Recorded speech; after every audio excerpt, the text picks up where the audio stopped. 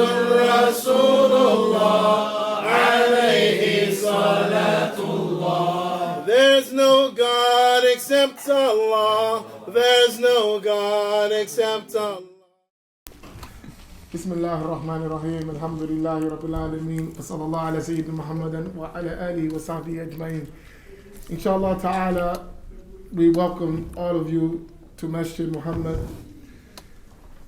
for this important program. Inshallah ta'ala, before we start, I always like to have a qasida or two, but this time one, that would be beneficial to bring the madad of the awliya, to bring the divine assistance of the awliya, because though we strive to do beneficial things with assistance, it makes al-umur yasira, makes everything real easy.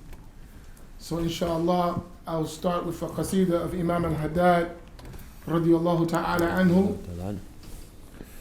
قال رضي الله تعالى عنه قد كفاني علم ربي من سؤالي واختياري فالدعائي وابتهالي شاهد لي بافتقاري فلهذا سيري أجو في يساري وعساري أنا عبد صار فقري ضمن فقري واضطراري قد كفاني علم ربي من سؤالي واختياري يا إلهي ومليكي أنت تعلم كيف حالي وبما قد حل قلبي من هموم واشتغالي فتداركني بلطف منك يا مولى الموالي يا كريم الوجه غثني قبل أن يفنى اتباري قد كفاني علم ربي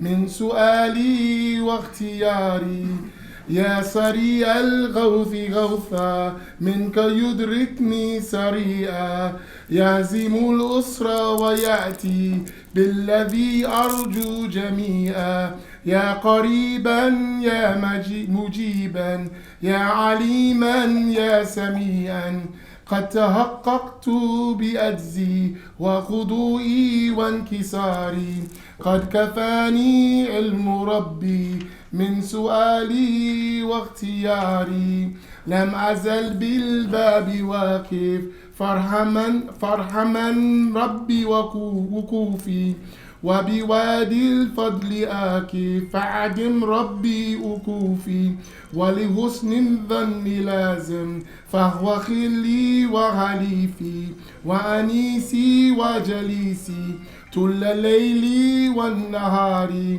قد كفاني علم ربي من سؤالي واختياري حاجة في النفس يا رب فاقضيها يا خير القاضي وأعرف سري وقلبي من ملظاها والشواظ في سرور وهبور وإذا ما كنت راضي فالهنا والبسط هالي والشعاري والدثار قد كفاني علم ربي من سؤالي واختياري اللهم صل وسلم وبارك عليه وعلى آله.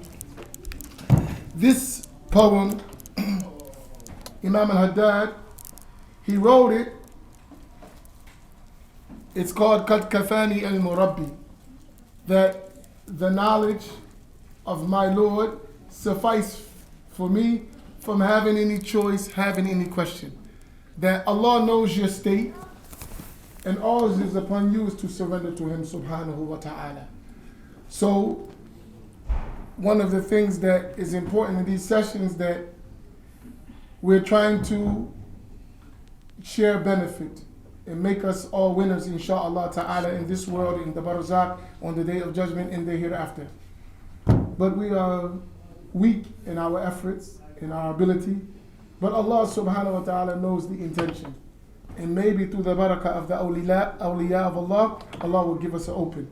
So inshallah, we're going to start our program we have with us Habib Rasul Miller, who is a PhD candidate at the University of Pennsylvania. He is from among the people of Ahl Sunnati wal Jama'ah, Ashari, Maliki, Tijani, and a up-and-coming younger brother whom, mashallah, we hope to see many, many good things from. His research is in the area of history, and he's talked extensively about the history of Africans and African Americans in Islam. And we had the pleasure of attending his lessons in Allentown, and mashallah, it was such a great benefit that we had to have him here in Atlantic City, and inshallah on tour and everywhere we go. You will really enjoy his presentation. And one of his sheikhs, mashallah, he's an elder and it's been around for over 40 years. African American Maliki sheikh in New York, who studied with the great faqih and Dr. Suleiman Dunya from Egypt, from Azhar. And that is his teacher, Sheikh Amin Abdul Awwal al-Akhir. Inshallah, he might be here today. Make dua, inshallah. We invited him, so if he comes, alhamdulillah, it will be a barakah, because you can get a history as well from one of our living elders who was been teaching for, like I said, over 40 years. So inshallah, without further ado, I'll leave it to Habib Rasul. Assalamu alaikum wa rahmatullahi wa barakatuh. أعوذ بالله من الشيطان الرجيم. بسم الله الرحمن الرحيم. الحمد لله رب العالمين. الرحمن الرحيم مالك يوم الدين. إياك نعبد وإياك نستعين. اهدنا الصراط المستقيم. صراط الذين أنعمت عليهم غير المغضوب عليهم ولا الضالين. آمين. اللهم صل على سيدنا محمد عبدك ورسولك النبي الأمي. اللهم صل على سيدنا محمد الفاتح لما أغلق والخاتم لما سبق ناصر الحق بالحق والهادي إلى صراطك المستقيم وعلى آله حق قدر المقدار العظيم. رضي الله تعالى عن أصحاب رسول الله صلى الله عليه وآله وصحبه وسلم. لا حول ولا قوة إلا بالله العلي العظيم. يا همة الشيخ اهدري لنا بهذا المحضر ولتأتفي بنظرة تأتي لنا بظهر. Assalamu alaikum wa rahmatullahi wa barakatuh. Alhamdulillah, I'm very, very happy and excited and enthusiastic to be here with you. Alhamdulillah, this afternoon. I was about to say this morning, but it's not the morning anymore. Alhamdulillah, I've been wanting to come out here to visit you all for a long time, following the work that Imam Amin is doing. And alhamdulillah, I'm thankful to Allah that I finally have the opportunity to be here. I didn't expect that my first time here would be to be presenting, but I'm honored to be here, and I pray that inshallah Allah blesses me to be able to say something that is of benefit, and that you all will enjoy, inshallah. So I'm going to talk a little bit today, and hopefully, my presentation won't be so long, and we can kind of have a conversation afterwards, because that's kind of how I like to do things. I like to have conversations more so than just me, talking to you all, because I have a lot to learn from you all too. But the presentation I'm going to give today, or the remarks I'm going to give today, is concerning the history of Islam in America. And this is what, as Imam Amin mentioned, this is what I study at the University of Pennsylvania. I don't really study that at the University of Pennsylvania, because I study that by going and interviewing elders who lived the history. So my professors at the University of Pennsylvania didn't live the history of Islam in America. But I go and I talk to elders. Imam Amin mentioned one of my teachers, Sheikh Amin Abdul Awwal al-Akhir, who I'm hoping maybe inshallah will be here today. And what I do, in addition to my studies at the university, is I go and I interview elders from the various Muslim communities in this part of the country, mostly New York, but also New Jersey, Philadelphia. And I go and I get the camera and I get the audio recorder and I interview them. And I talk to them about their experiences, and I use that to supplement what's in the books, and often to correct what's in the books. And before I begin my presentation, I'll just say, that this is something that I think needs to be a communal effort, right? It's not just, Brother Habib is the one-stop shop for interviewing all the elders of our various Muslim communities that have been around for, 80, 90 years, So I hope that inshallah, maybe from some of the remarks you hear today, people will be inspired to do some of that work. If you know some elders in the community that have some history, get the recorder and go record their story. And if you're an elder in the community, let somebody record your story, inshallah ta'ala. But in talking about the history of Islam in America, I always make the point that you can't really talk about the history of Islam in America unless you know something about the history of Islam in West Africa, right? Because for the most part, the vast majority, almost all of the Muslims in this part of the world, since before the founding of America up until very recently, were people of African descent, right? Were oftentimes people who had West African Muslims who were enslaved and brought to this part of the world, right? Is that okay? No. And now we know from different people doing research that there's a lot of evidence that there were some Muslims here before Columbus came to Hispaniola in 1492. A little bit too close? Okay. I used to be an MC, so I'm used to it. Everybody can hear me good, right? Yeah. Alhamdulillah. So, there is some research that there were Muslims here of African descent before Columbus came to this part of the world. But, some of that research is inconclusive. I find the arguments compelling, but regardless, we know that through the transatlantic slave trade, or as some friend of mine recently made a good point to me. He said, the Atlantic Ocean never enslaved anybody, right? So the European, we can even say European Christian, but we'll say the European slave trade, right, brought many African people to this part of the world. And scholars estimate that maybe about 30% of those people throughout the course of the transatlantic or the European slave trade were Muslim. Now, it may have been more. It's difficult to sort of pin down a number, in part because sometimes we have trouble identifying who was Muslim. In fact, many of the things that if you read about African history and the history of enslaved African communities in the Americas, you'll read about religious practices that are often depicted as being a part of animist traditions, pagan traditions, right? But as we're learning more about what these traditions are, we're finding a lot of them were actually associated with West African Islamic practices, right? Practices that were of the Sunnah and that were preserved in the West African context, right? Practices that were a part of the Sunnah, practices that were hallmarks of Islam in the classical era throughout the Muslim world, but had sort of died out in other places, but had been preserved in West Africa. So things like ruqyah, right, using the Quran to heal people of any sicknesses they may have. Things like ta'weez, using the Quran as a protection, where you take certain surahs from the Quran and carry them with you for protection. These are things that come from the Sunnah. There are hadith about these things. And these are things that people in West Africa did, right? And so you'll find that in different slave revolts that you had in the Caribbean and in North America, you would find that the people involved in these slave revolts, the enslaved Africans, would carry with them pouches, right? And these pouches were often referred to in the history books as amulets or as fetishes, these type of sort of derisive words to say these people were doing some kind of, we might call in the vernacular some juju, right? But when they open up the bags and they look at what's in these pouches, they find Arabic writing.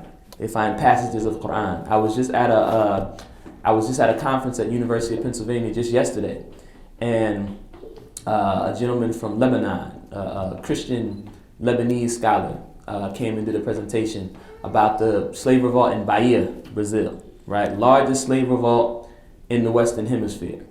Happened in the 1800s and was directly influenced by the jihad of Sheikh Uthman Anfodio, radiallahu ta'ala, the Islamic scholar and reformer and society builder in what is now northern Nigeria, right? directly influenced by that. People who had encountered that movement, fought in that movement, were enslaved, brought to Brazil, and helped to foment this rebellion to establish freedom for the enslaved African people in Bahia, Brazil, right? And when the gentleman was giving the presentation, he showed us notebooks.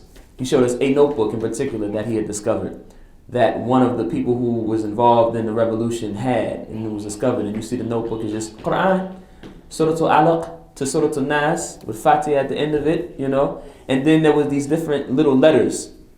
There were disconnected Arabic letters. And the gentleman doing the presentation, he said, we don't really know what these letters are about. You know, maybe the person was kind of struggling, didn't really know Arabic very well. And you know, and a friend of mine who studies in the religious studies department, who's Muslim like myself, you know, we looked at each other and said, this is a khatam. We know what this is. And he raised his hand and he said, you know, this is actually from the tradition where letters would often be used to represent verses and ayats from the Quran in the traditional writing systems, right?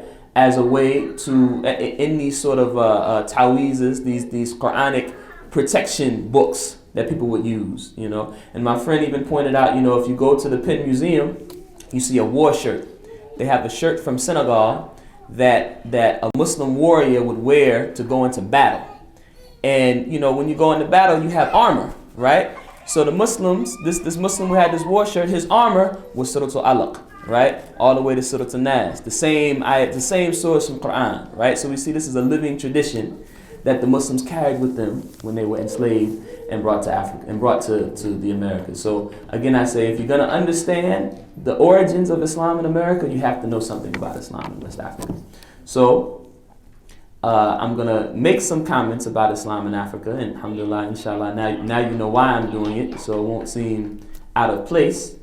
I don't think it would have seemed out of place to you all anyway, but you know, just to make sure, you know, give you the background.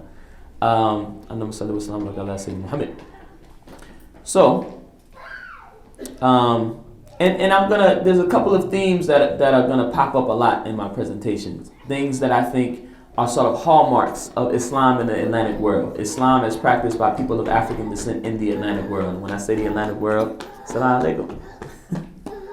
When I say the Atlantic world, alhamdulillah, I mean West Africa, the Caribbean, North America, this whole sort of area of the world. One of the things that you see pops up a lot is an imperative to service, right? To serving the people. This is one of the things that characterizes Islam as practiced by people of African descent in the Atlantic world. Helping the people, serving the people, Muslim and non-Muslim, right? And this, as we're going to see, becomes a viable strategy for helping to build power for the Muslim communities. And we're going to talk more about that as we talk about things that happened in the 20th century. But, you know, this became a way that Muslims were able to establish themselves in whatever society that they were in by serving the people, right? Another connected theme that we see often is an imperative toward self-determination, right? An imperative toward self-determination. Muslim societies and Muslims in the Atlantic world tended to place a premium on being able to have self-determined societies where they can practice their religion, they can live according to their religious principles, right? And they can develop a society that's based on the principles that Islam teaches with regard to justice, economic justice, political justice, welfare for the people, right? So this imperative toward being self-determined, right? So that's another thing that we're going to see that pops up. And another thing that we're going to see, another sort of salient theme that I hope, you know, comes out a lot of my presentation is the importance of knowledge transmission, right? And I know that since you're here with Imam Amin, you know about this, the importance of these links, preserving these links of transmitting Islamic knowledge, right? This is something that is strong in the West African Islamic context and that enslaved African Muslims strive to maintain in this part of the world. And we'll see that to the extent that the white supremacist society was able to disempower these Muslims, right? Part of the way that happened was by disconnecting people from their traditions of knowledge transmission, right? So this is one of the things that we're constantly trying to sort of revive, right? So some important points to know, to remark about Islam in West Africa. In Islam, goes back a long ways in West African societies. And you'll often see, we know that Islam actually reaches the African continent before it reaches much of the Arab world, right? Because the first hijrah, right, is to where? Where was the first hijrah? Abyssinia, right? What is today Ethiopia, right? Or actually what is today not only Ethiopia, but Ethiopia and a number of the countries that border Ethiopia today, right? So you'll hear people in Sudan, Muslims in Sudan say, no, Abyssinia was here, You hear Muslims in Ethiopia say it was here. You hear Muslims in Somalia say, no, it was here. And the answer is they may all be right. They may all be right because Abyssinia was not just what is today the nation state of Ethiopia, right? And this is not my particular area of expertise, but we could go and investigate the scholarship on East African history and figure out what was the territory of Abyssinia exactly, precisely. But we know Islam reaches the continent, right, of Africa before it reaches most of the Arab world, right? But in North and West Africa, the history of Islam in North Africa is also very early, right? Islam comes to Egypt during the time of the Caliph Umar ibn Khattab, radiallahu anhu, and quickly expands into North Africa, such that by the year 711, the presence of Muslims in North Africa, right, in the Maghrib, is strong enough that the Muslims are able to stage a movement, a campaign in Spain. And inshallah, this is a history that you all have some familiarity with. People often call the Moors, right? The Moors of North Africa. African Muslims from North Africa who go and conquer Spain. And they don't come to Spain as conquerors in the way we normally use the term, right? In actuality, you had people in Spain who felt that they were being oppressed by a repressive regime of the Visigoths, right? The Visigoths at the time. And they have a relationship with the people in North Africa, and they basically say, come here and help us deal with these oppressors, right? And so the Muslims in North Africa, a group of them, they mount this campaign, they go across the Strait of Gibraltar, and they go into Spain, and in cooperation with some of the Jewish communities, actually, in Spain, they mount this revolutionary movement, and they're able to establish Muslim societies in Europe, right, starting in Spain. And the Muslim imperial presence, and again, imperial is maybe not the right word to use here, but this Muslim sort of society, politically empowered presence lasts well into almost to the end of the 1400s, right? So this is how strong the presence of Islam is in North Africa that early, right? And quickly, Islam finds itself in West Africa as well. And often you'll read in the history books, right, that Islam is established in West Africa through trade, right? Islam is established in West Africa through trade. So in the kingdom of Ghana, right, which is an empire in West Africa that lasts from maybe about the year 300 of the Christian era to about the year 1200 in the Christian era, roughly.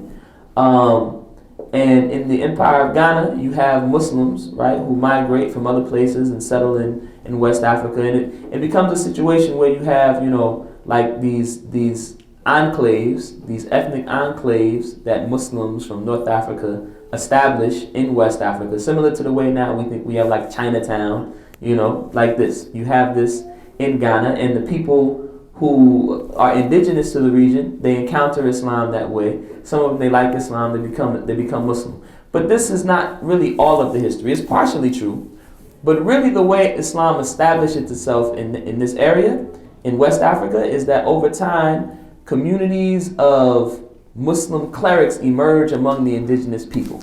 So you have these ethnic groupings of people, some of them we call the Jahanke or the Jula, right? These are some important ethnic groups, and even to call them ethnic groups is a little misleading, right? You'll hear terms like ethnic group or tribe, but it wasn't tribal in the way we often imagine a tribe, that you're either born into a tribe or you're born into that tribe and that's the end of the story. No, there was a lot more fluidity, right? So a person could maybe not be of that tribe, right, so to speak, in a strict sense, but study and become a member of this clerical lineage, right? And now they've been attached to this clinical lineage. So in that way, this tradition continues to grow and to transmit itself. So again, we have this tradition of knowledge transmission. So these clinical lineages are really the ones who really established Islam and spread Islam throughout the region, right? Such that by the time you get to the rise of the empire of Mali, which is sort of the successor to Ghana, which emerges in sort of the first quarter of the 13th century, right? The early 1200s. You have a Muslim society, right? You have a sort of an Islamic presence among the rulers of this society, of this empire, if you will, right? And so you find that the way Islam establishes himself in West Africa is not through battle, right? It's not like Muslims come and say, we're gonna light this up and burn this down and take it over. No, that's not what happens. The Muslims come, indigenous people, as early as the 9th, 10th century, embrace Islam, embrace the scholarly tradition of Islam, and begin to teach it and establish these multi-generational links of knowledge transmission through these clerical lineages. And one of the things that happens in this context is that the way that these Muslims are able to establish themselves is by bringing benefit to the greater society. So one concrete example of this is through building schools. So Muslims who are associated with these clinical lineages will build Quran schools. And they wouldn't say, okay, if you're Muslim, you can come here and learn Quran. And if you're not Muslim, we don't have nothing to do with you. No, they would say, if you're not Muslim, you send your kids here and we're going to teach them how to read and write. Because many of the indigenous West African languages at the time, so some scholars say, were not written, right? They were oral languages. And in many cases, or at least in some cases, the first written instantiations of these languages, you find that they use the Arabic alphabet, right? They use the Arabic alphabet. And part of the reason for that is people are going to these Islamic schools and people are seeing this Arabic literacy as a sort of technology, right? Like, oh, written word, this is useful. We can do some things with that, right? And so you have this kind of borrowing that happens, and it's facilitated by the Muslims making this stance of saying, okay, the way we're going to establish ourselves is by helping the people. Another way is through trade. Muslims associated with these same clinical lineages are able to establish these trading networks, right? Through their identification as Muslims. So the Muslims in one locality have a relationship with the Muslims a little further north, who have a relationship with the Muslims a little further north. And what emerges is these trading diasporas that take you from West Africa, where you have some of the largest deposits of gold in the world, all the way through to North Africa and further east into the Arab world, right? And so the majority of the world's gold is coming from West Africa at this time through these trading diasporas. And so African rulers who weren't Muslim saw a benefit in having a relationship with Muslims who could facilitate trade, right, over large stretches of land, right? Another way is through these practices like ruqya, right? The Muslim in the village, it may be a healer, right? The Muslim sheikh, right, the scholar, part of what he has learned to do is to use the science of Quran to heal people, as well as maybe the science of herbs, right? Because the Muslims, we know, going back to people like Ibn Sina, there's a very healthy tradition of healing and medicine within the Muslim world. This was the case in West Africa as well, right? So the representative of Islam in a particular locality may have also been a healer, right? And use this to help the society. So in ways like this, the Muslims became a benefit to the people. And the people began to incline to Islam, and Islam began to grow. And so this is a hallmark of Islam in West Africa. As a result of this, often Muslims were able to establish a degree of autonomy, right? Because they didn't say, okay, well, we have a government, we have a regime that's not Muslim, they're our enemy, we need to fight them. No, they said, okay, our tradition is to bring benefit. And so many of the rulers, the African rulers at the time, they recognized the Muslim community as allies. And so one of the things that the Muslims would desire to establish for themselves is some autonomy. And so you find this vast tradition, this vast tradition of the emergence of Muslim cities, right? Muslim cities that are marked by scholarship, cities that are marked as cultural and intellectual hubs, right? That are given a degree of autonomy in whether they be in Muslim or non-Muslim controlled territories, right? And the famous example, anybody have any example of this that they can point out that comes to mind? A Muslim city in West Africa, known for knowledge and cultural production?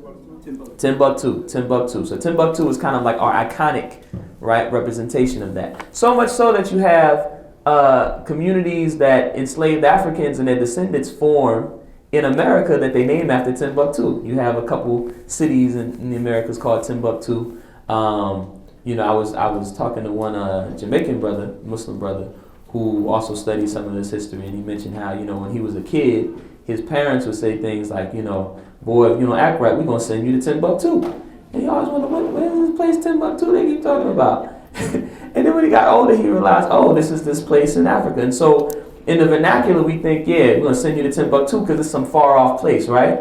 We're going to send you to Timbuktu because where do you think that Muslim parents in West Africa would send their kids when they needed to get right? To a place like Timbuktu, right?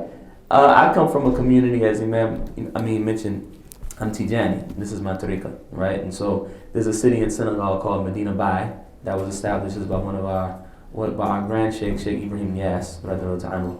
And you find that some of the people who got sent to Medina Bay when they were young to study, it was because they had a lot of prowess. We felt they could become scholars. And sometimes it's because they needed some act right, as we say, right? They, what else to do with them? So send them over there. And the shiuch will get them, and they'll mentor them, and they will show them how to be productive members of society. At best, they'll learn a lot of Quran and be on the trajectory of scholarship. At least, they'll learn how to be good practicing Muslims who aren't, doing the kind of wild things that they were doing when they were here, right? So this tradition remains alive in the memory of Africans who were enslaved and brought here to this part of the world. And so this is part of the reason why you see these cities that don this name, Timbuktu.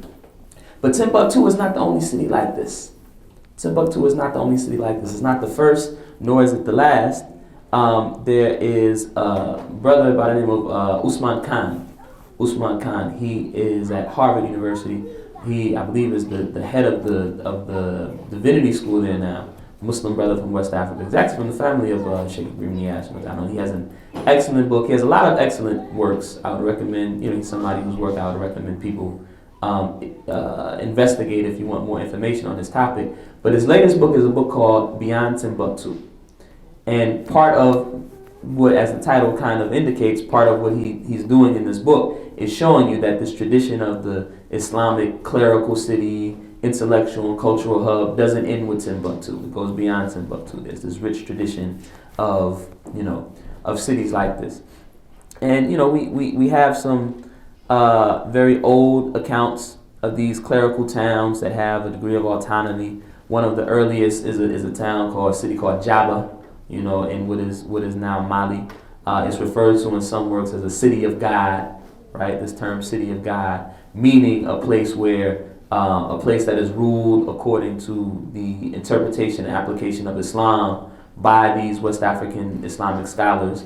Similar to Timbuktu, one of the things that is written about Timbuktu is that, me and my good friend Imam Muhammad Mendes, another scholar, religious scholar, who's also an avid student of this history, who, I don't know if he's been here to Atlantic City or not. He has, alhamdulillah, so that's good. You're familiar with his work. He's a brother I learned a lot from as well.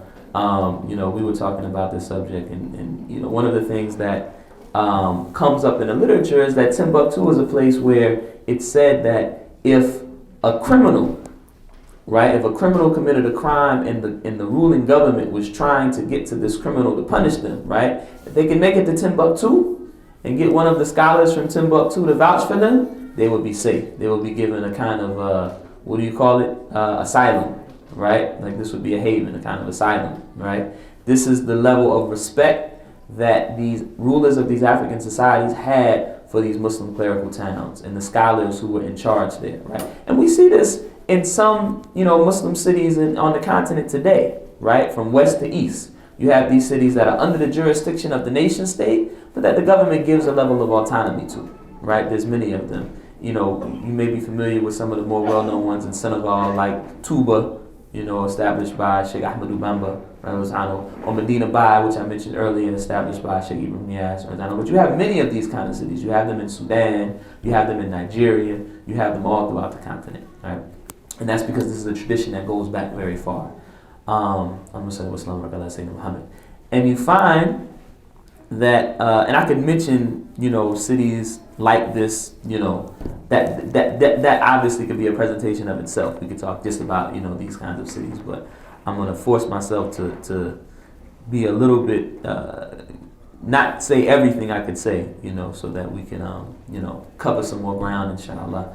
But one of the things that's important to note in terms of how history shifts is that during the era of the European slave trade, right, what people call the transatlantic slave trade, during this era of this European slave trade, shifts begin to take place in the West African political economic context. Obviously, you now have this new regime of slave raiding and slave trading that's taking people from the continent to the Americas, and this upsets the sort of political and economic equilibrium, in the society. You have a very long tradition of Maliki Islamic jurisprudence and political thought that is often sort of marked to have begun with a man named Al-Hajj Abdul Salim Suwari. This is a name that you should know, Al-Hajj Abdul Salim Suwari. And there's some different opinions about when he lived. Some say he lived maybe in the 13th century, but he was a Maliki jurist who is noted for having sort of, I don't know if I want to say codified, but having promoted this approach of establishing Islamic power, establishing power for the Muslim societies through service and not through physical jihad. His interpretation was that the only time that the Muslims had the right to engage in physical jihad is if they were directly attacked and not allowed to practice their religion, right? This is one small hallmark of a larger tradition of thought that's associated with him, that comes to be associated particularly with those two clerical lineages I mentioned, the Jahanke and the Jula. They both have in their silsilas that link them back to their scholars of old. They go back to Al-Hajj Abdul Salim Suwari, right? So he's an important figure in this tradition, right? And you find that this is a hallmark. This sort of attitude persists in much of many West African Muslim circles, right? This is the norm. That begins to change in the context of the European slave trade, right? And another dear friend, brother named Bilal Ware, who you may be familiar with, he wrote a book called The Walking Quran. Rudolph Ware is the name on the book. He wrote a book called The Walking Quran. It's a book I highly recommend. And I would say it's one of the best works I've encountered, if not the best. Actually, I would say the best in synthesizing this turn, right? And synthesizing this turn in history, right? Because often when you read, and this is something that's been sort of like a hot topic recently, right? The issue of Muslim engagement in the slave trade. Muslim engagement in the slave trade. And let me say that this is a subject that none of you should shy away from. We need to all become sort of like mini experts on this issue, right? Because this is one of the things that the people in our communities will have questions about, right? I'm sure you probably experienced this. They'll say, well, y'all Muslims, ain't y'all the ones that came and sold us into slavery in the first place? Wasn't them Arabs came down and sold it? So this is something that you need to know about. You need to have an answer to, right? Because you can't just say, well, nah, brother, it ain't like that. Muslims don't engage in slavery. Because if they look in the history book, they'll see Muslims did, right? And you also can't say, well, the slavery wasn't like that, because slavery wasn't bad when Muslims did it, because slavery is slavery, and I wouldn't want to be a slave of any type. I don't want to be owned by a Muslim or a non-Muslim. I mean, maybe we start talking about the era of the Rasulullah Sallallahu Alaihi Wasallam and the Sahabas. That's different. But by the time we talk about the 13, 14, 1500s, we're not talking about people like that, right? So, by and large. So you need to be able to be conversant with this history, right? And one of the things that's important to note is that slavery is widespread in the pre-colonial world, right? In sort of the ancient world. Slavery is happening everywhere. Muslims are engaging in it. Christians are engaging in it. Everybody's engaging in it, right? In Rome, they're engaging in it. In Egypt, they're engaging in it. Sometimes we put Egypt on a pedestal because it's a symbol of African achievement and advancement. But you know what? There was a whole lot of slavery going on in Egypt, right? So slavery was common, right? But different societies had different approaches to slavery, right? And they weren't all the same.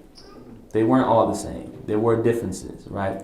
And one of the things that you find in the context of slavery in West Africa in particular, and not just in West Africa, even when you read about slavery in the Native American context, you find the same issue. That you have a regime of slavery that respects certain rights of enslaved people. They're not seen as non-human beings, right? They're not seen as chattel. They're not seen as objects that don't have some rights. They're given some rights. And people who are enslaved are not locked into a regime of slavery throughout generations, right? So just because this person is a slave doesn't mean that their children are going to be slaves, right? In fact, you find situations in the Muslim world where slaves, right, rise up to have positions of authority in government, right? And then sort of groups of slaves, right, people who were in a country whose origin is through slavery, right? This people of this ethnicity are associated with slavery, go on to become the rulers of that place, right? So you have whole dynasties, right? You have the Mamluk dynasty, right? Who is formerly enslaved people who rise to be, the rulers, You have the same thing in West Africa. When you read about the history of the Songhai Empire, right? The founders of Imperial Songhai, their lineage goes through slavery. They were people who were slaves or wards of the rulers of the Mali Empire, right? But they rose up to become people who were in power, right? So we have a very different regime of slavery than what we have in the American context. Doesn't mean that the slavery is perfect. Doesn't mean that people who are enslaved are never abused, right? That wouldn't be, honest, right? But it's certainly very different than the slavery we know from our history in this part of the world in these very important ways, right? Another thing that becomes an important, another important distinction of slavery globally in this earlier time, prior to the rise of the Western colonization, is that slavery is not racialized in the same way. In part because racial categories that we have now don't even exist, right? And this is another very important point, because when you read books of ahadith that talk, for instance, about the Rasulullah being white, right? Know that they don't mean white like we mean white when we say white, right? They don't mean European, right?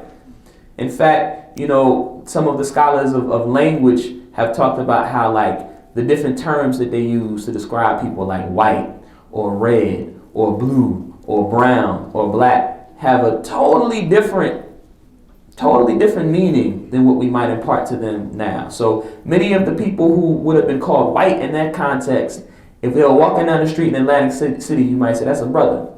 You might say he's high yellow or something like that, And this is not to make any pronouncements about what the Prophet Muhammad ﷺ looked like, right? I'm not going to go there, and I don't think any of us should.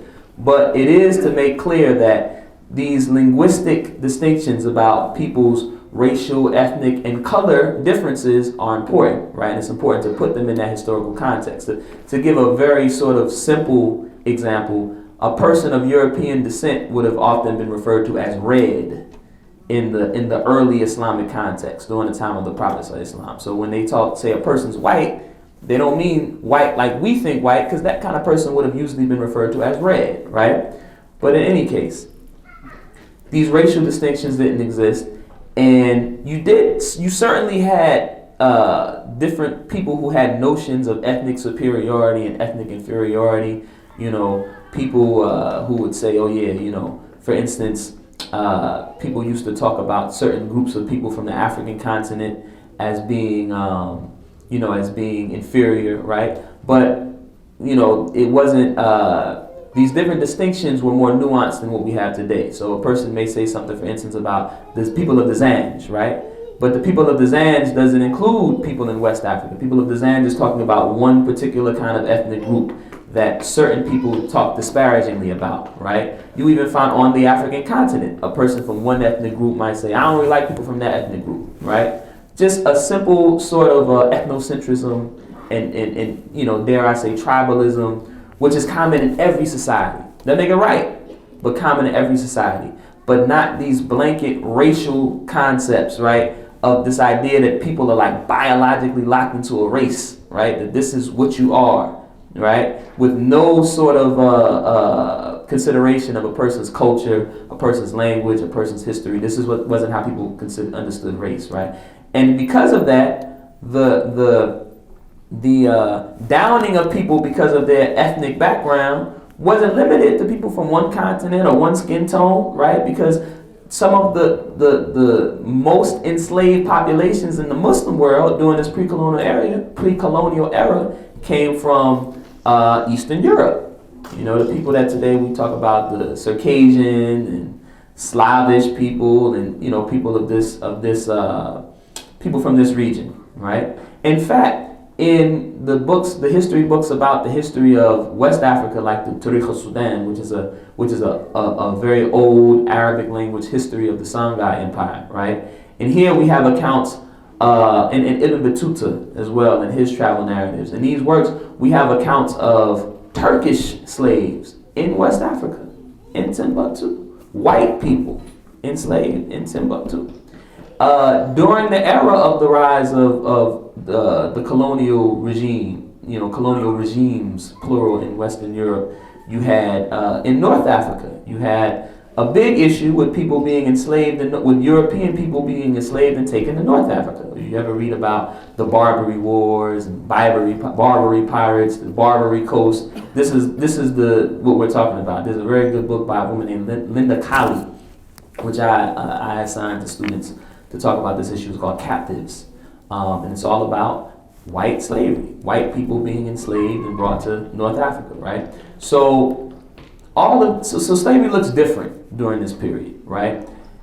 And so the question that must be begged is, why does it change? You know, somebody says, well, you know, Arabs came and enslaved black folk. Well, you know, everybody was enslaving everybody, right? So the question is, how do we get to the point where slavery becomes associated with black people, right?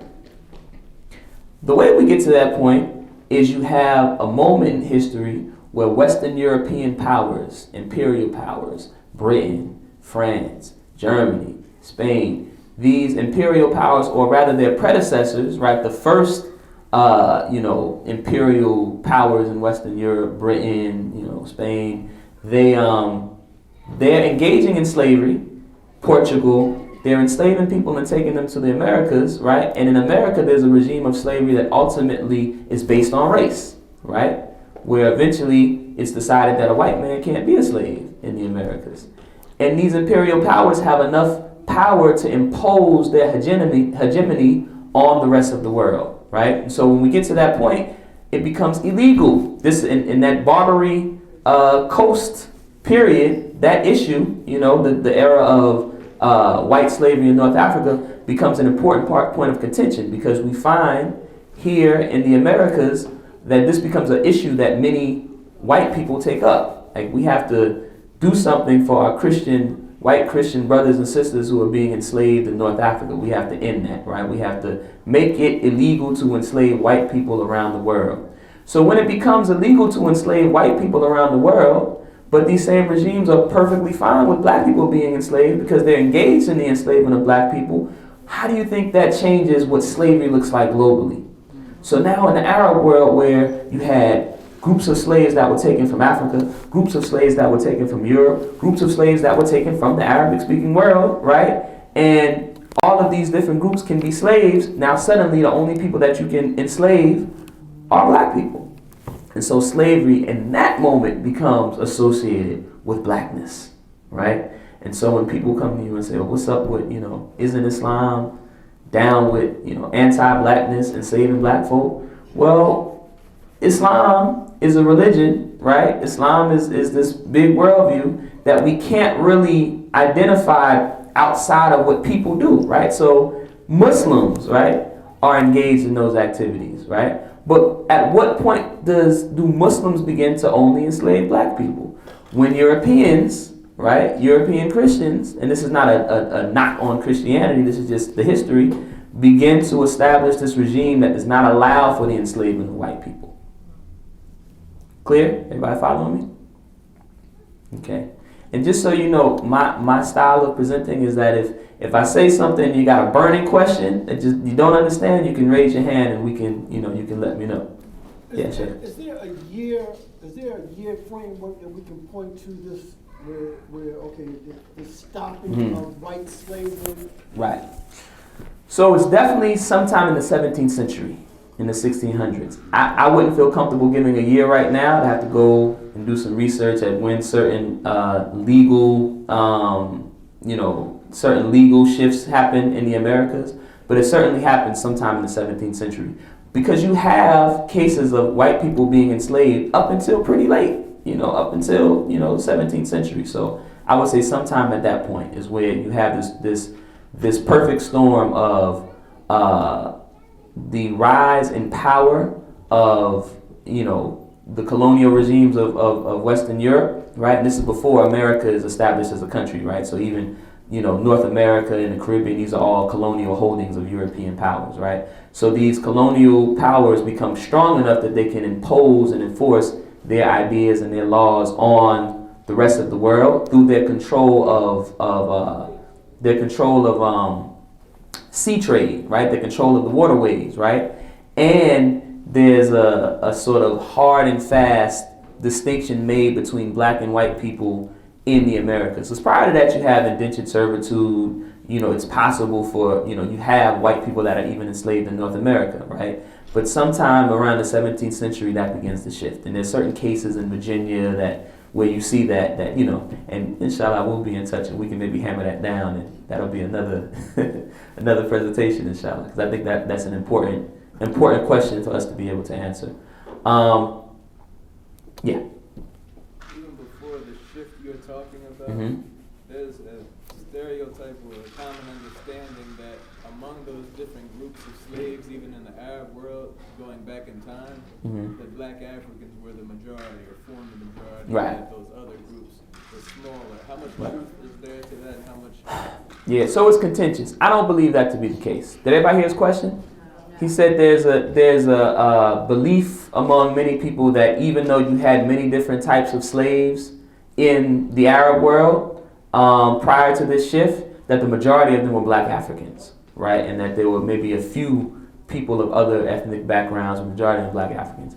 I don't believe that to be the case. And actually, if we sort of chart the beginnings of that idea in modern academic discourse, it really begins to become the sort of dominant opinion in the 1970s. And the guy who really sort of there's a few, but the person that I would point to as sort of the main person who really popularizes that idea is a guy named Bernard Lewis.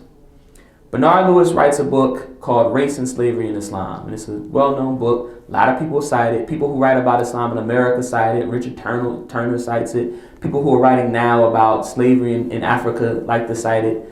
But the original version of this book was called Race and Color, I believe was the title. Race and Color in Islam. I believe it's the title, Race and Color in Islam. We can look it up and make sure we get you the right title. But in this original version of the book, he says in the introduction that part of his motivation for writing the book is that in the wake of Malcolm X's Hajj, the idea that Islam is more racially egalitarian than Christianity becomes popular, and he doesn't like that. So he says, I'm going to write this book to show you that Arabs are just as racist as anybody else, right? So it's a politicized project. And this is also happening in the context of the Cold War, right? Where Islam is operating or functioning in a certain way in the context of third world liberation movements and calls for solidarity between people of color, right? And in that context, you have the scholar who's a brilliant scholar, You can be brilliant and still be a devil. Who's a brilliant scholar who writes this book and begins to popularize this notion. It's not just him, but I personally think that his works, when I read books about this issue, he's the guy that is always cited again and again and again. And so I kind of traced it and said, where did this come from? But when you look at the work of people like Sheikh Antajab, or who also talks about slavery and acknowledges, I mean, he also sort of blames, Arabized North Africans for, sort of damaging a lot of doing a lot of damage to West African societies, right? But if you look at his works, you look at the work of, what is his brother's name? He wrote a book called Before Color Prejudice. Ah man, his name is escaping me right now, but he's another really important African American scholar. Frank Snowden, right?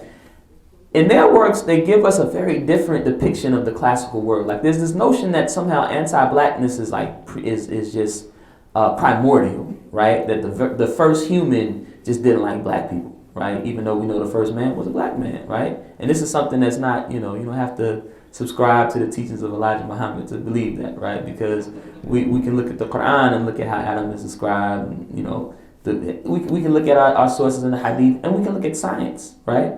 And know that this is not a far-fetched, fanciful claim. But there's this primordial belief that, somehow you've always had people that just didn't like black folk, right?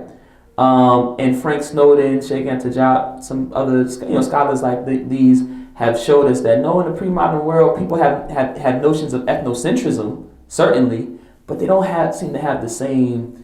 This idea of attaching or associating blackness with inferiority definitely doesn't seem to be, sort of commonplace, right? Now, to address your questions more explicitly, it's contentious. Some scholars have said that the majority of people enslaved in the Arab world at one point were Eastern Europeans, were white folks. Others have said no, maybe they came from the continent. So it would be hard for me to make a definitive case that can't be true.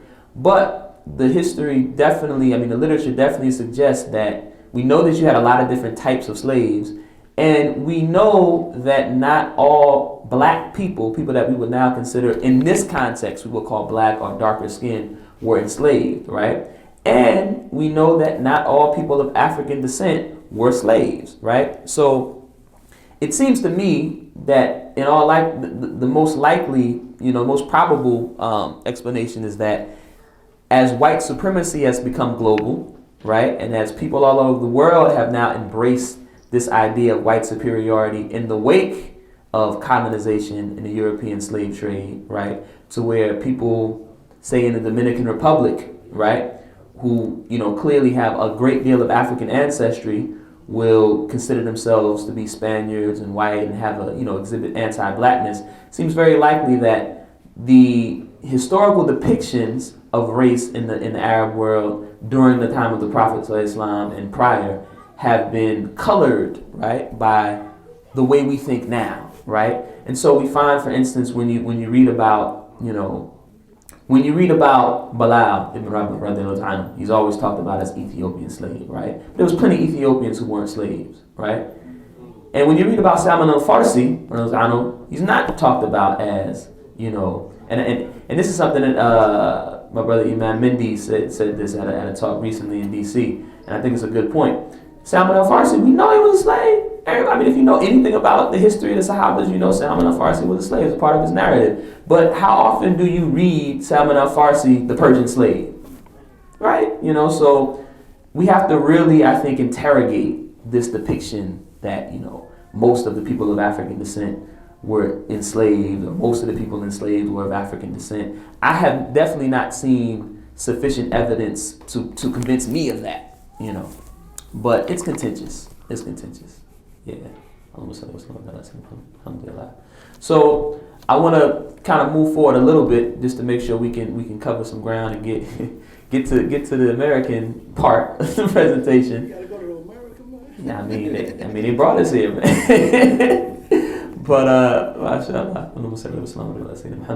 so when we look at what happens in West Africa during the rise of the European slave trade, one of the things that happens, and like I mentioned, our brother Bilal Ware does a great job of depicting the shift in his book, one of the things that happens is West African Muslim scholars who had this long-standing engagement with this idea of building power through serving the community and avoiding violent altercations, right, with rulers, even in non-Muslim ruled territories, right?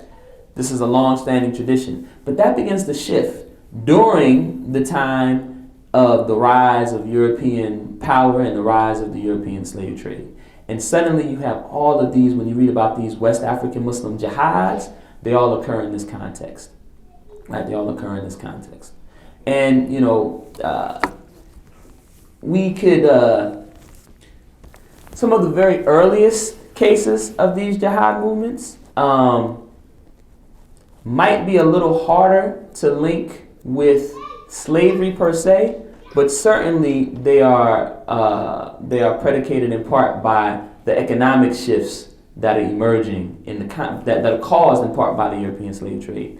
Later cases of these jihad movements, in the case of people like Sheikh Uthman Anfodio, or Sheikh Umar Futi, it's clear that part of what Muslims are fighting against is the enslavement of Muslims, the enslavement of African Muslims, right? Often that's what kind of sets things off, like in the case of the Sokoto jihad, right? Often the initiation of the jihad is linked to, you know, an instance of slavery, right? Of people being enslaved. And, you know, it's possible a person can make the argument that what they're really fighting against is the enslavement of Muslims, right? As opposed to the regime of slavery, you know, in total, right? In cases where Muslims have had this long-standing engagement, this long-standing policy of not fighting, you know, the established rulership of the society, it seems it would take, you know, their societies being impacted for them to undergo this radical revolutionary shift, right? But in some cases, right, the most notable being the case of Abdul Qadir Khan, right, Imam Abdul Qadir, who was a ruler in Futa Toro, right, in what is today's Senegal. He actually abolished slavery in total in the place that in the society that he governs, right? So you certainly have a discourse around enslavement, right? In the case of Sheikh Ahmadu Bamba, we have you know, well-documented exchanges that he has with his father and different statements that he makes that makes it clear that he has a problem with slavery, right? With enslavement and anti-blackness, right? And so this is part of what, you know, what Muslims turn to. And what's interesting is that, so let me back up and say this. There's a scholar named Walter Rodney, excellent historian, wrote a book called How Europe Underdeveloped Africa, which is a book that I hope, you know, some of you are familiar with, and if not, I would suggest you go check it out. Marxist historian from what is today Guyana, who ultimately was assassinated. One of the things that he writes about in an article that he published about the slave trade, he talks about African participation in the slave trade. And he talks about his sort of frustration with the desire of some European scholars to focus almost exclusively on African participation in the slave trade, as if it sort of wipes them away of having any culpability for the rise of the slave trade. He has a really nice line in the article where I'm paraphrasing, where he basically says, some of these historians will give you the impression that if the Europeans never sailed to West Africa, there would be millions of West Africans just lined up on the shore waiting for somebody to take them and sell them in slavery, you know. And one of the things that he chronicles is that what the European slave trade does is it creates a new class of ruler in West Africa that has a predatory relationship to the people that they rule, right? So prior to that, You have West African societies, some of them are just, some of them are unjust, some of them are more just than others. But there's a certain kind of equilibrium and balance. Part of the reason for this is because West Africa is not like Europe. Europe, land is very scarce, right? So if you want to eat, you need some land that you can work, right? And if you want to get access to land, to work this land to grow food, then you got to come to, if I'm the landlord, you got to come to me. And so people become locked into a system of like serfdom, right? Exactly, locked into a system of serfdom because you need access to the land, and I hold all the land. You don't have that in the African context, which is one of the reasons you have so much mobility in the African context. When you talk to folks from the continent, or you read histories of people, of sub-Saharan African people, you find these narratives of migration. People say our people came from this part of the continent and came to that part of the continent. And sometimes you might be like, well, how'd you do that? How'd you go from one end to the other? Because this was possible in an African context, right? And so because of that, you don't have the same kind of regime of oppression that emerges in Europe. You have other regimes, perhaps, that are still oppressive, but it's not like that. And so what Walter Rodney talks about is how, in this context, right, suddenly these African rulers who had to have a certain degree of justice, or that people would leave, right, rebel. Now suddenly they're empowered by the access to European firearms and this new, really effective means of policing people by saying, if you oppose me, I'm going to sell you behind across the water where nobody's going to see you again, right? So suddenly this creates this new class of African ruler that's oppressive and repressive. And Muslim clerics become some of the main people who rise up against that regime, right? And so you have a situation where when you look at the narratives of these Muslim jihads, you find that often what they're critiquing is the rise of this new African ruler who drinks all the time, who thinks that often it's a he, who thinks he should have access to whatever woman he wants, right? And who will quickly sell you into slavery regardless of your position, regardless of what community you're a part of. And Muslim societies engaged in slavery, but we talked about how the regime of slavery was different. One of the differences is, for instance, a person who memorized the Quran, right, would not be a person you would sell into slavery, right? A person who's a sheikh, a scholar, would not be a person who's sold into slavery. But when you look at the accounts of enslaved African Muslims in America, you find Muslim princes, Muslim hufaz of Quran, Muslim scholars who find themselves in America, in Latin America, in South America enslaved, right? And so once this level of damage is done to the Muslim societies, the shuyukh all throughout the continent, right, from as far east as Nigeria, Niger, Cameroon, as far west as Senegal, Gambia, they all sort of have this moment where they begin to rethink their stance of I'm not going to call it pacifism, but sort of non-violent strategies of building power, and say, okay, we got to do something different. So all of a sudden, the region just gets lit. You know what I mean by lit, right? All of these different shuyukh begin to mount these different jihads, these different campaigns. And one of the results of it, however, is a destabilization in the region, which in turn fuels more enslavement, right? So you have these Muslim scholars who mount these jihads to protect their societies from the ravages of the European slave trade. But sometimes the warfare results in people being sold into slavery. The need for weapons to be able to have success in these campaigns results in people being sold into slavery. The ethnic, what word do I want to use? The ethnic feelings of dissatisfaction, right, that are caused by this results in more enslavement. In that, okay, my ethnic group was enslaved, right? And this is something that maybe we can relate to a little bit. My ethnic group is enslaved. Now we're finding a revolution and we get some power and I get hold of somebody from the ethnic group that enslaved me. What do you think I'm going to do, right?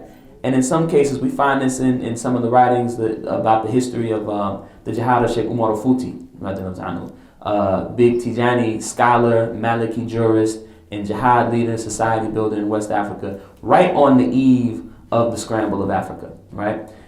we find when we read about the history of his movement, it gets to a point where he can't, it becomes associated with the Futanke, the Fulani people, right? Somebody say something?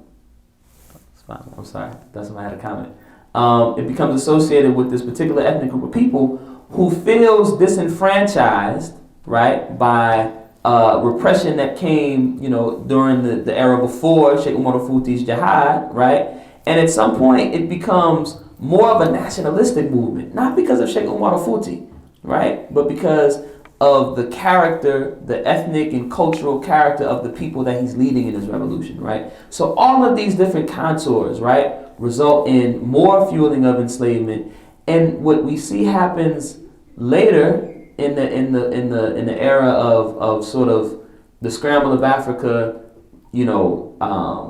real tangible colonization, because you have this earlier process of colonization where Europe doesn't have colonies in Africa, but they have a presence, right? And they're building power and they're disempowering African societies. And then you have the period where you have rugged, unbridled colonization, where European powers are saying, no, this Senegal belongs to France, right? Nigeria belongs to Britain, right? This is our territory. And in that period, you find, particularly in Senegambia, there's a shift where the ulama say, okay, we're going to have to fight a different way. And so they begin to turn away from the physical jihad, and they turn toward other strategies for building power. One being what I would depict as a type of marronage. You know what I mean by marronage? Marooning, right? Where they say, okay, we see we can't win, right, by engaging in violent jihad. Or we see that when we engage in violent jihad, and Sheikh Ahmad Maroon talks about this in some of his writings, and this is a fiqh issue, right? At what point does it become disadvantageous to enter into a jihad?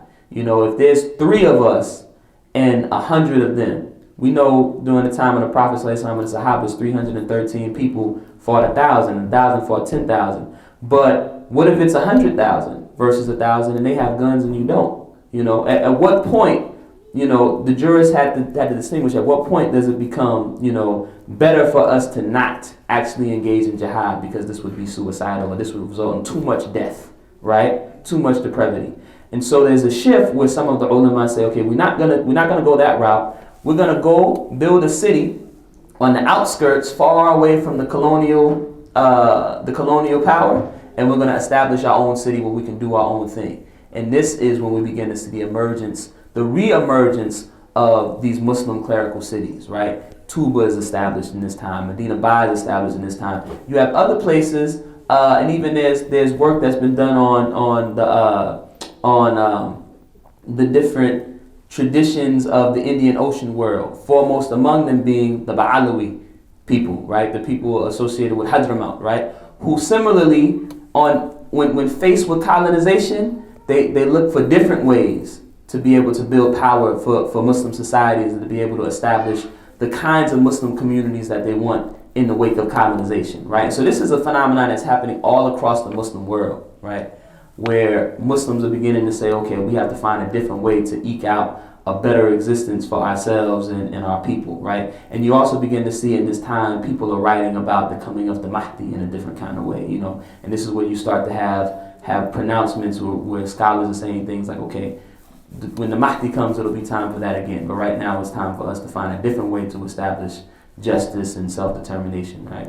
So this is what's happening in the context of Africa.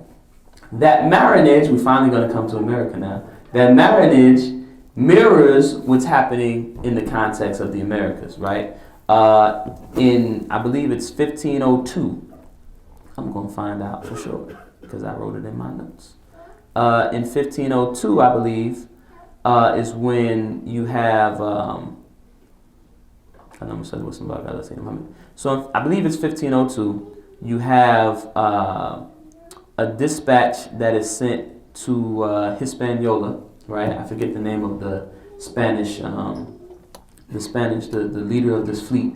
But basically it's dispatched to Hispaniola, the place that Columbus landed to kind of like shore up the colony that Columbus started when he came to Hispaniola. And there are some Africans on that ship that are brought to Hispaniola to be slaves. And among those first Africans brought in 1502, some of them escape, right? They leave, right?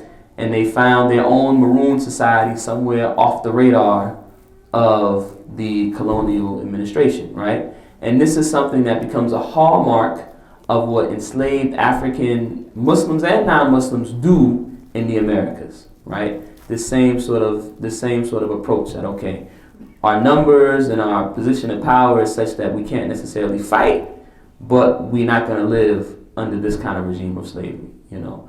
So when I was in high school, I mean, we learned about the transatlantic slave trade. You know, there were always, I went to a 90-something% black high school in South Carolina. And I remember there were always students who would say things like, couldn't be me, couldn't sell me in no slavery, I wouldn't go for that, they have to kill me. And the teacher would always say, yeah, but you know, you say that now, but you know, it would be impossible for you to resist. But when you look at the history of enslaved African people, many of them had to be killed, and many of them left and fled and founded communities and societies in swamps, in hills, wherever they could get away from the Europeans. This is a big part of the history of enslaved African people here in this part of the world, especially in South America, but even in North America as well. You have these cases of Maroon societies. Sometimes they were very small. Sometimes they were huge. They incorporated thousands of people. Sometimes they had to negotiate with the plantation system, right? Okay, we're not going to fight you, and if any slaves run away, we'll send them back. In order to be able to maintain a degree of autonomy and self-determination, you'll leave us alone. And sometimes they hid, and they stayed off the radar, and people didn't know where they were, right? And so if you escaped to one of those societies, you had some freedom. And then sometimes they attacked the plantation, right? They went and freed people and burned plantations down. All of this is a part of this history, right? And Muslims were very much a part of it. You know, in Haiti, you have the case of Macandal, who, you know, some of us refer to as Imam Macandal, because most of the historical evidence makes it pretty clear that he was almost certainly a Muslim, and not only a Muslim, but an educated Muslim who probably came from a clerical family and who had knowledge of things like ruqya and taweez and ways of using the Quran to help people in battle. He probably made one of those shirts like what I told you about earlier on today. So Macandal becomes a famous Maroon in Haiti who establishes a Maroon settlement, right? And this becomes one of the important sort of markers in the genesis of the Haitian Revolution, right? So this is the story of Imam Macandal, and we could do a whole lecture on just Imam Macandal. Macandal, yeah. You also have a Muslim from Jamaica who comes to Haiti by the name of Boukman, you know, Boukman Betty. And some historians have made the case that the reason he was called Boukman was probably because he was a man of the book. Either he held the Quran, or he knew the Quran, or he could write the Quran, right? And these become two of the most important figures in the emergence of the Haitian Revolution, right? And what's funny is, in some histories of the Haitian Revolution, their association with Islam doesn't come up at all. And they're talked about rather as being like voodoo priests, you know, like we talked about earlier. When you hear about these people and the way that they would write different prayers for protection to help people who were fighting or to help the slaves protect themselves from, you know, in this case, the French, right? The assumption is that, well, that's some juju, right? When you start talking about carrying something for protection, that's some juju. And Islam Orthodox Islam is a more textual, rigid, you know, kind of religious tradition associated with the modern Middle East. That's real Islam. And when you start talking about people writing out Quran to protect you, that's some African stuff that made its way into Islam. That's what many of the sort of academic treatments of African Islam suggest. But this isn't true. It's flat out not true. And if you read works like I mentioned, Bilal Ware, Rudolph Ware's workbook, The Walking Quran, Zachary Wright, another brother, wrote a book called Living Knowledge in West Africa. Rudiger Seesman wrote a book called The Divine Flood. Those last two books are both about Sheikh Ibrahim Niasse, in Senegal. And many others. These are just some that come off the top of my head. They talk about the tradition of using the Quran in this way and how it actually is a part of the classical Islamic tradition, right? And these are practices that were preserved in West Africa and that we see reemerged in the Americas, but get mislabeled as, you know, voodoo or something like this, right? And this is not to suggest that, this is not to suggest that anytime you see people engaged in this kind of what we call material religion, that they're Muslim. It's not to suggest that. You have people from all different West African societies that have a lot of different practices, right? Including Muslims, right? And all of it begins to reemerge and resurface in the context of enslaved African communities in the Americas. And they work together. So one of the reasons why it becomes difficult to sort of pin down Makandal is because he doesn't say, okay, this is the Muslim movement, and you guys who don't come from a Muslim background and have your other ways of dealing with this kind of oppression and repression you face, you stay over there. He doesn't say that. He says, no, we're going to work together, and we're going to get this white man's foot off our neck. That's what he says. And so because of that, you see a hodgepodge of stuff, right, in this context where people are literally fighting for their lives, right? And so it becomes the historian's job to go and parse out, okay, well, this one was writing in Arabic. This one was writing Quran. This one was doing something else. This one did both, you know? But in understanding the strategies that Muslims embrace to achieve some self-determination, to achieve freedom, and to maintain their Islamic practice in many cases, these are all a part of the strategies that people turn to. There are a couple, and you know, Haiti is perhaps the best example because it ultimately leads to a revolution, right? Where Haiti becomes the first such revolution in the Atlantic world, which reverberates globally. You also have, in North America, you have the case of Florida. In Florida, at the time when Florida is under Spanish control, Florida becomes a space, a territory where West African and Native American peoples are able to live with some autonomy and some self-determination to the angst of the colonial British regime. 5 minutes? 10? Oh, okay, and then we have to pray. Okay, alhamdulillah. And then we're going to come back? Or should I truncate it all in 10 minutes? So finally, okay, man. All right, alhamdulillah. Well, we're going to have to do a part 2 then. You have to bring it back, inshallah. Siri says okay, so that means it's okay.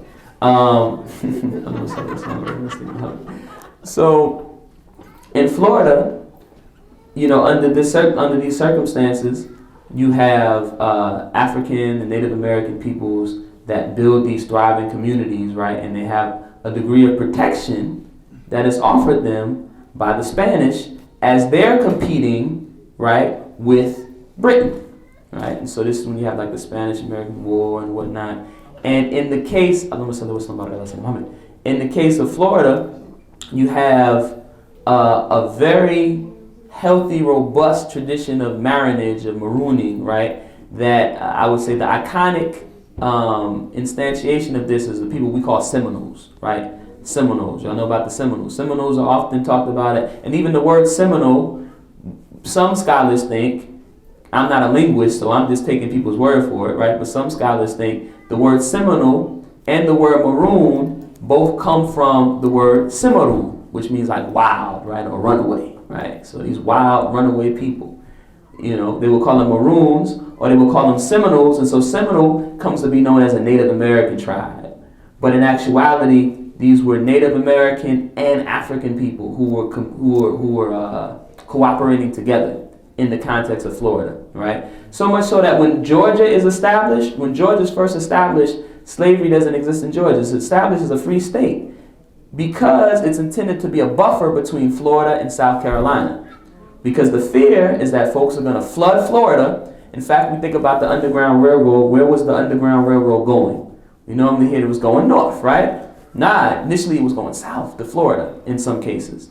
So you had these robust communities of formerly enslaved African Muslims who ran away and went to Florida. In some cases they were Muslim. They weren't all Muslim, but we have enough evidence to know some of them are Muslim. Like you have Fort Musa is the name of one fort that they established in this area, and ultimately they representatives of the Native American tribes are contacted, and the British colonial regime in America tries to pressure them to give up their Africans, and they refuse to do it.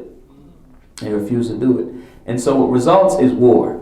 And so there's a series of what they call the Seminole Wars, where there's these incursions where the American colonial military is trying to basically break, what they have in Florida. And ultimately it becomes possible because Spain gives them up. Spain says, we can't do it anymore. We don't have the resources to protect y'all, so they kind of leave them in the lurch. And Andrew Jackson is the general who goes down and basically deals the final crushing blow to these societies in Florida. But this is one very important, example of this Marooning tradition that Muslims take part in. Another that's become sort of symbolic for Muslims is Sapelo, right? Sapelo Island is an island off the coast of Georgia, where Muslims are able to maintain some autonomy throughout the course of the European slave trade, because it's an island, it's kind of isolated, and the owner decides that, it'll be more advantageous for me to just kind of let some of these people kind of run the show, let some of the Africans run the show, and I'll still own everything, but I'll let you have some autonomy, and one of the things that they're even allowed to do is to hold arms to protect the borders, to protect the island from the British, right? And so on Sapelo Island, many of the people on Sapelo are Muslim, and you have this thriving Muslim community where you have people like Bilali Muhammad and Salih Bilali, who you may know about some of their history, who are governing the island, who are trying to reproduce Islamic text to be able to teach their descendants the proper way to pray according to the Maliki Madhab. This is what's happening on Sapelo Island. So much so that even today you still find descendants of these people who are there. And Islam sort of dies out over time as people become further and further removed from the ability to reproduce knowledge and maintain these chains of knowledge transmission. And so, historians came there later and, began to interview people, and people would say things like, yeah, grandma used to face the east every day and put her face on the ground and say this. And sometimes those historians had to be the ones to come and say, okay, what that was Islam, There's a really cool blog that I write for quite a bit called Sapelo Square that I would encourage you to check out. It's a blog dedicated to writings about Black American Muslim history, politics, religion. Sapelo, that's SAPELO Square, all one word. Sapelo Square. So yeah, and actually, if you look on there, you'll find Imam Mendy's actually submitted an article for us at Sapelo Square on Imam Makandal, so you can get some more specifics on his history. A lot of good stuff there, inshallah, alhamdulillah. So I know we said we had. Okay, I got like 2 more minutes, so I'm gonna use these 2 more minutes. So this is sort of the outline of how Islam sort of takes shape in the Atlantic world, in the Americas, how enslaved African Muslims begin to try to establish their own societies. And again, we find these same sort of tropes, this impulse or this imperative towards self-determination, right? Trying to create societies that allow for the most autonomy possible, right? And this idea that it should be done through cooperation, right, and serving the people. Not saying, okay, this is just for us Muslims, but okay, we're all in this predicament, right? How can we use our knowledge of Islam to help our collective to attain freedom? So this tradition, right, this sort of holds up all the way up until well into the 19th century, right? And in the 19th century, in the 1800s, we have all these cases in North America of enslaved African Muslims who are practicing their religion. Some of them, you may know Prince Abdurrahman is able to make his way back to the continent. You have somebody like Omar ibn Said, who I just found it at this lecture, at this conference yesterday, that we've discovered something like 20 writings, 20 manuscripts of writings that he composed, and there's probably going to be a lot more still to be discovered. Many of them engage in a kind of ecumenicalism where he's given a copy of the Bible and he writes an Arabic Bible and he writes notes in the Bible. He never, it seems that he never ever stops to be a Muslim. At times he'll do things to help achieve his freedom, like write out the Lord's Prayer in Arabic, but then when we look at that Lord's Prayer, it's actually the Fatiha. But yes, this is Omar ibn Said, and he's somebody that there's a lot of documentation about that you can learn some more about. But Omar ibn Said, also Christian people come to visit him, and they walked away, saying things like, my faith has been renewed by meeting this man of God. He engages in a kind of ecumenical exchange where he's able to actually engage the biblical tradition. Prince Abdul Rahman is initially sponsored by abolitionists, right? Christian abolitionists, to give talks to raise money to try to raise more awareness about his case and raise money to get him back to Africa. And then at some point, they become frustrated because he won't say, I've converted and I'm Christian and I'm not Muslim and Islam is bad. And so they stop sponsoring him. And so the Prince Hall Freemasons, Black Masons, begin to sponsor him. And they take him places. And at least one case, they say they put a fez on his head. And he begins to talk. And part of the legal reason that's used to ensure his freedom is or to attempt to obtain his freedom is his association with the Moors, because the King of Morocco has a treaty with, recognizes America's legitimacy from the very beginning, and so no Moor technically should be enslaved. But what a Moor is pretty ambiguous, right? Because at one time, the King of Morocco is recognized as the ruler of all the Muslims in North and West Africa. Many of the Muslims in West Africa don't recognize that, but still you have this ambiguity, right? So Prince Abdul Rahman attempts to achieve his freedom off the basis of being Moor. That ultimately isn't how he obtains his freedom, but he does obtain his freedom. But in that context, Prince Hall Freemasons are sponsoring his trips, putting a fez on his head, and this is in the very early 19th century, very early 1800s, right? You have a guy named Nicholas Said, who was another enslaved African Muslim, who, up until the late 1800s is giving lectures and talks about how he was enslaved and, his experience in America. The name of the autobiographical article that he writes in the Atlantic is in the 19th century is called a Native of Borno. If you want to go and examine that, explore that, a Native of Borno, right? So all of this is happening in the 19th century. Some historians of Islam in America have suggested that all of a sudden the presence of enslaved African Muslims and their descendants just stops.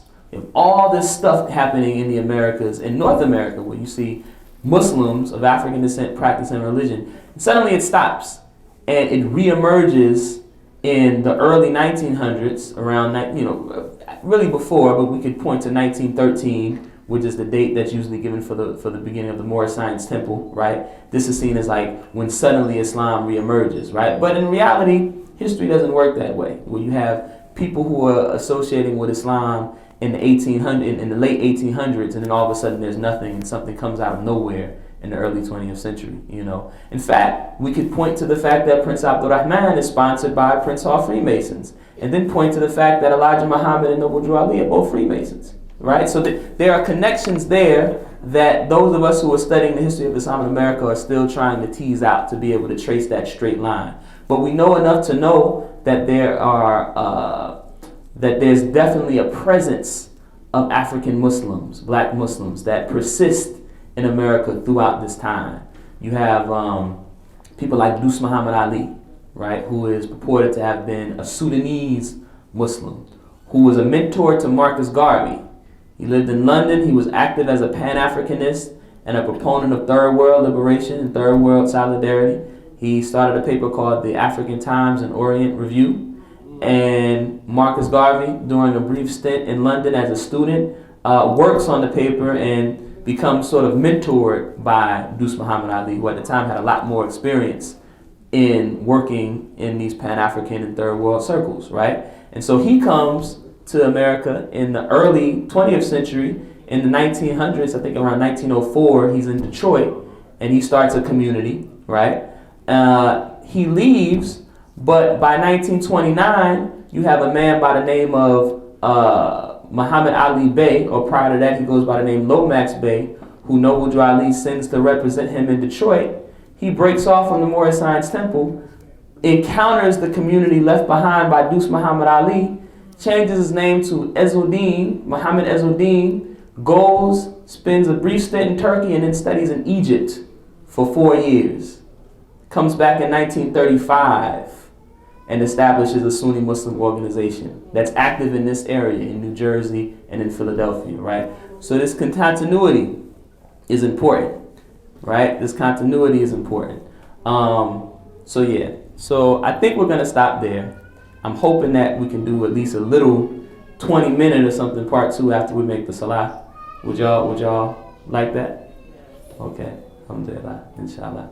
So, well, Imam Amin is doing something, so maybe I should keep talking until he comes back. So we'll close it out and get ready to pray, inshallah. أعوذ بالله من الشيطان الرجيم بسم الله الرحمن الرحيم الحمد لله رب العالمين اللهم أرنا حقا حقا وارزقنا اتباعه وأرنا باطلا باطلا وارزقنا اجتنابه ربنا لا تزغ قلوبنا بعد إذ هديتنا وهب لنا من لدنك رحمة إنك أنت الوهاب ربنا آتنا في الدنيا حسنة وفي الآخرة حسنة وقنا عذاب النار سبحان ربك رب العزة عما يصفون وسلام على المرسلين والحمد لله